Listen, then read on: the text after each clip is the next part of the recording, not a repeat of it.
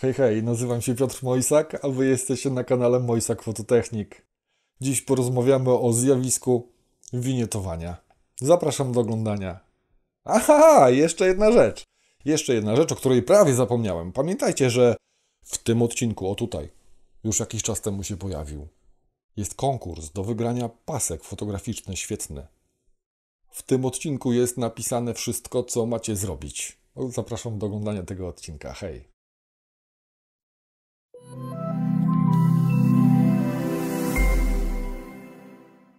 No hej, na pewno spotkaliście się z czymś takim jak winietowanie. Na pewno spotkaliście się z tym na wszystkich możliwych filtrach instagramowych czy jakichś tam innych. Co to jest to winietowanie? To jest takie zaciemnienie końców, krańców kadru. Najczęściej gdzieś tam w rogach kadru najczęściej widać winietowanie, czyli zaciemnienie. Czasem jest bardzo fajne, czasem sam bardzo często używam winietowania po to, żeby na zdjęciach, szczególnie gdzie temat zdjęcia jest na środku, żeby skupić jak najbardziej uwagę właśnie na temacie zdjęcia. Przydaje się to najczęściej na przykład w portretowej fotografii, zresztą w każdej praktycznie innej. No oczywiście, jeżeli fotografujemy coś, co wymaga od nas totalnej precyzji, to w tym momencie powinniśmy się wystrzegać czegoś takiego jak winietowanie. Winietowanie najczęściej wygląda tak, że to jest zaciemnienie krańców kadru. Zaraz powiem, z czego to wynika. Natomiast zdarzają się winietowania takie jasne, czyli krańce naszego kadru zdjęcia będą jasne. Ja się nie spotkałem z takim winietowaniem naturalnym, że tak się wyrażę. Najczęściej to jest winietowanie sztucznie dołożone. Moim zdaniem wygląda ono tragicznie i nawet nie będę się wypowiadał, czy warto to robić, czy nie warto, bo jest to po prostu poniżej mojej percepcji jakiejkolwiek, jaką mam. Skąd się zatem bierze to winietowanie, czyli to ściemnienie krańców kadru? Im dalej od środka kadru, tym to winietowanie najczęściej jest większe. Natomiast skąd się ono bierze? Winietowanie jest ekstremalnie prostym zjawiskiem, prostym także do wyjaśnienia. Wyjaśnię na dwa sposoby. Jeden taki sposób będzie bardziej naukowy, jak to faktycznie wygląda. Drugi sposób będzie taki trochę mój. Nie do końca należy mu wierzyć, bo podejrzewam, że nie mówię prawdy i nie mówię faktycznie, jak się to odbywa. Aczkolwiek jakiś tam procent tego, jak to wygląda, może tam zaistnieć. Dość łatwo można w ten sposób zrozumieć samą zasadę działania promieni świetlnych i skąd to winietowanie nam się może wziąć. No dobra, zaczynamy od tego tradycyjnego, tego naukowego podejścia do winietowania. Słuchajcie, jeżeli promień świetlny wpada nam w obiektyw równolegle, na samym środeczku, no to jak sobie zdajecie sprawę, już tam tłumaczyłem przy tych wszystkich aberracjach na przykład, że ten promień przechodzi przez nasze wszystkie soczewki, wpada nam na naszą matrycę, ewentualnie materiał światłoczuły i wszystko jest ok. Prawda? Zgadza się. Natomiast co się dzieje, jeżeli promień będzie wpadał pod kątem? Jeżeli pod kątem ten promień będzie wpadał, to on ma dłuższą drogę do przebycia. Ja sobie zdaję sprawę z tego, że prędkość światła jest kosmiczna, tam bodajże 300 000 kilometrów na sekundę, prawda? Natomiast ma dłuższą drogę do przebycia. Im większy ten kąt jest, tym zwróćcie uwagę, że ten promień, jeżeli on wpada gdzieś stąd, z boczku, to on leci przez nasz obiektyw, przez te wszystkie soczewki. On się tam załamuje, on traci swoje kolory, znaczy nie traci, tylko się rozszczepiają, powstają aberracje i tak dalej. I w finalnym momencie, kiedy on już ma trafić na tą naszą matrycę, no to jest go po pierwsze, może być go mniej, a po drugie on ma dłuższą drogę do przebycia. Czyli chodzi o to, że on po prostu, te promienie mniej naświetlą nam naszą klatkę. I tak jest to widoczne. Dodatkowo, słuchajcie, jeżeli macie jakąś osłonę na obiektyw, ewentualnie samą obudowę obiektywu, to te osłony, te tulipany na obiektyw, one też No one powodują to, one są zaprojektowane po to głównie, żeby jak najmniejsza ilość światła wpadała z boku, żeby nie było żadnych blików, żeby nie było niepożądanych efektów. Ale co za tym idzie?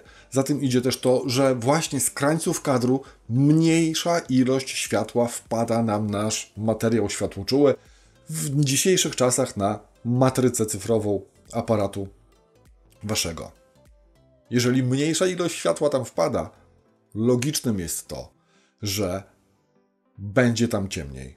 Słuchajcie, jeżeli bierzemy pod uwagę teraz winiotowanie wynikające z samych soczewek, z samych budowy soczewki, z samego tego, że promienie wpadają pod dużym kątem i tam się właśnie jakoś tam dziwnie załamują, mają większą drogę do przebycia, to jest winiotowanie naturalne.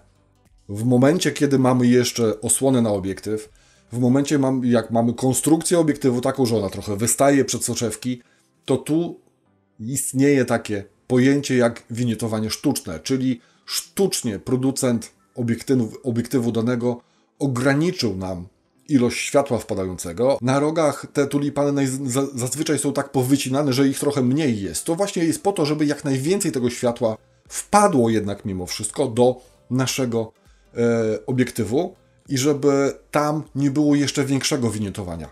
Jak tego winiotowania się można pozbyć?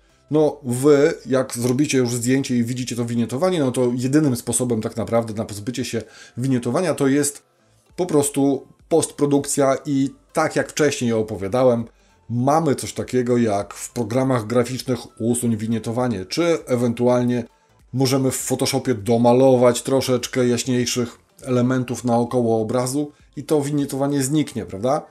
Natomiast wcale nie uważam, że winiotowanie jest złe. Oczywiście, jeżeli w ekstremalnych przypadkach, jeżeli jest strasznie kosmiczne, no to nie bardzo to wygląda. Natomiast, tak jak wspomniałem, ja używam bardzo często winiotowania i celowo sam je produkuję w postprodukcji, w obróbce graficznej już obrazów, które już powstały.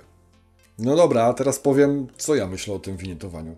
Oczywiście wszystko to, co wcześniej mówiłem o tym winiotowaniu, to jest oczywiście prawda i tak to wygląda. Tutaj nawet macie schemat, jak wygląda przebieg promieni świetlnych przez, no tutaj przez akurat schemat taki jednej soczewki, ale im więcej tych soczewek, naturalnym jest to, że to winiotowanie się pogłębi najprawdopodobniej.